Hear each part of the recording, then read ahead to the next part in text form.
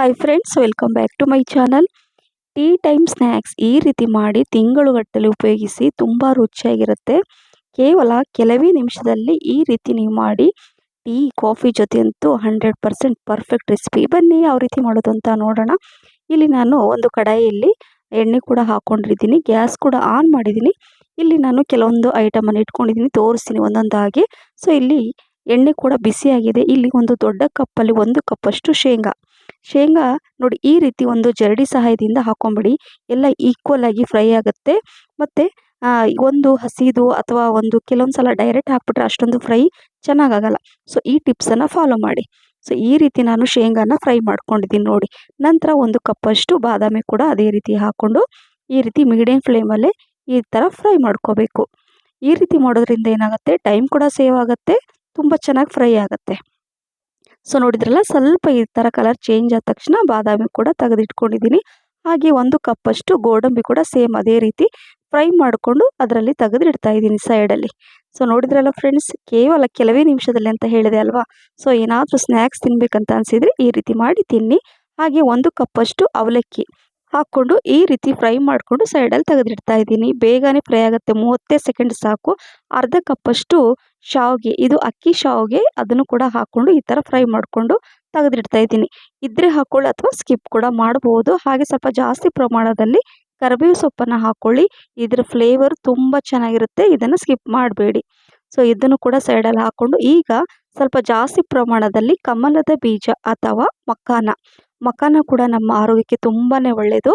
So ಹಾಗಾಗಿ miss ಮಾಡಬೇಡಿ. So ಅದನ್ನು ಕೂಡ ಈ ಥರ ಫ್ರೈ ಮಾಡಿಕೊಂಡು ಒಂದು 30 ಸೆಕೆಂಡ್ ಸಾಕು, ಬೇಗನೆ ಫ್ರೈ ಆಗುತ್ತೆ. ತುಂಬ ಕಲರ್ ಚೇಂಜ್ ಆಗೋ ತನಕ ಫ್ರೈ ಮಾಡ್ಕೋಬೇಡಿ. ಸೊ ಮಕಾನ ಕೂಡ ಫ್ರೈ ಮಾಡಿಕೊಂಡು ಗ್ಯಾಸ್ ಫ್ಲೇಮನ್ನು ಕೂಡ ಆಫ್ ಮಾಡಿ ಇದನ್ನು ಹಾಕ್ಕೊಂಡಿದ್ದೀನಿ ನೋಡಿ. ಎಷ್ಟೆಲ್ಲ ಆಯಿತು. ಸೊ ಎಲ್ಲ ಸ್ವಲ್ಪ ಸ್ವಲ್ಪ ಹಾಕ್ಕೊಂಡ್ರೆ ಕ್ವಾಂಟಿಟಿ ಎಷ್ಟೊಂದು ಆಯಿತು ನೋಡಿ.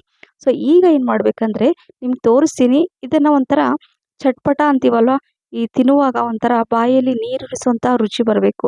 ಸೊ ಹಾಗಾಗಿ ಇದಕ್ಕೆ ಕೆಲವೊಂದು ಮಸಾಲೆಯನ್ನು ನಾನು ತೋರಿಸ್ತೀನಿ.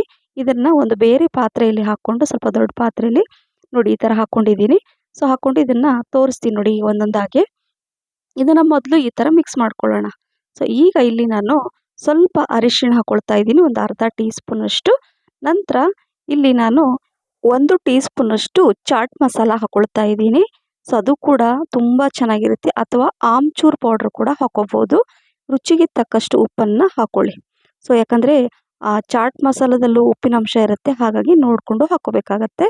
ನಂತರ 2 ಟೀ ಸ್ಪೂನಷ್ಟು ಅಚ್ಚ ಖಾರದ ಪುಡಿಯನ್ನು ಹಾಕ್ಕೋಬೇಕಾಗತ್ತೆ. ಹೇಳಿದ್ನಲ್ಲ, ಬಾಯಿ ಚಪ್ಪರಿಸಿ ತಿನ್ನುವಂತಹ ರುಚಿ. ನೋಡಿದ್ರಲ್ಲ, ಈ ಎಲ್ಲ ಮಸಾಲೆ ಹಾಕ್ಕೊಂಡ್ರೆ ಎಷ್ಟು ಚೆನ್ನಾಗಿರುತ್ತಲ್ವ. ಸೊ ಹಾಗಾಗಿ ಈ ರುಚಿ ಯಾವ ಬೇಕ್ರಿಯಲ್ಲೂ ಸಿಗಲ್ಲ, ಅಷ್ಟೊಂದು ರುಚಿಯಾಗಿರುತ್ತೆ. ತುಂಬ ರುಚಿಯಾಗಿರುತ್ತೆ ಫ್ರೆಂಡ್ಸ್. ಹಾಗಾಗಿ ಮಿಸ್ ಮಾಡದೆ ಮಾಡಿ, ನೀವು ಪದೇ ಪದೇ ಮಾಡಿ ತಿನ್ನೋದಂತೂ ಗ್ಯಾರಂಟಿ. ಈಗ ಇದನ್ನು ಈ ಥರ ಮಿಕ್ಸ್ ಮಾಡ್ಕೊಂಡಿದ್ದೀನಿ, ಅಥವಾ ಒಂದು ಸ್ಪೂನಿಂದ ನೀಟಾಗಿ ಈ ಥರ ಮಿಕ್ಸ್ ಮಾಡಿಕೊಂಡ್ರೆ ನೋಡಿ ಕಲರ್ ಎಷ್ಟು ಚೆನ್ನಾಗಿ ಬಂತು. ಸೊ ಹಾಗಾಗಿ ಹೇಳಿದೆ, ಕೆಲವೊಂದು ಸಲ ಏನಾದರೂ ಚಾಟ್ಸ್ ಬೇಕು, ತಿನ್ನಬೇಕು ಟೀ ಕಾಫಿ ಜೊತೆ ಅಂದರೆ ಈ ರೀತಿ ಮಾಡಿ ನೀವು ಏರ್ಟೈಟ್ ಬಾಕ್ಸಲ್ಲಿ ಹಾಕಿಡಿ, ತಿಂಗಳುಗಟ್ಟಲೆ ಉಪಯೋಗಿಸ್ಬೋದು. ಈ ಚಾಟ್ ರೆಸಿಪಿ ಅಂದರೆ ಈ ಸ್ನ್ಯಾಕ್ಸ್ ರೆಸಿಪಿ ನನ್ನ ಹಸ್ಬೆಂಡ್ ಫೇವ್ರೇಟ್ ಅಂತ ಹೇಳ್ಬೋದು. ಅವ್ರು ಆಫೀಸಿಂದ ಬಂದಾಗ ನಾನು ಟೀ ಕಾಫಿ ಜೊತೆ ಈ ಥರ ಕೊಡ್ತೀನಿ, ಅವ್ರಿಗಂತೂ ತುಂಬಾ ಇಷ್ಟ. ಇದನ್ನು ಮಿಕ್ಸ್ ಮಾಡಿ ಹಾಗೆ ಸ್ವಲ್ಪ ಹೊತ್ತು ಹೊರಗಡೆನೇ ಇಡಿ. ಆನಂತರ ನೀವು ಇದನ್ನು ಏರ್ಟೈಟ್ ಬಾಕ್ಸಲ್ಲಿ ಹಾಕಿಡಿ. ನಾನು ಒಂದು ಸ್ಟ್ರಾಂಗ್ ಟೀ ಮಾಡಿಕೊಂಡು ತಿಂದೆ, ನನಗಂತೂ ತುಂಬಾ ಇಷ್ಟ ಆಯಿತು. ನಿಮಗೂ ಕೂಡ ಇಷ್ಟ ಆಗುತ್ತೆ. ಇಷ್ಟ ಆಗಿದ್ದರೆ ಲೈಕ್, ಶೇರ್, ಕಮೆಂಟ್ಸ್ ಮತ್ತು ಸಬ್ಸ್ಕ್ರೈಬ್ ಮಾಡಿ. ನಿಮ್ಮ ಫ್ರೆಂಡ್ಸ್ ಮತ್ತು ಫ್ಯಾಮಿಲಿ ಕೂಡ ಶೇರ್ ಮಾಡಿ. ಮತ್ತೆ ಸಿಗ್ತೀನಿ. Thank you for watching. Bye.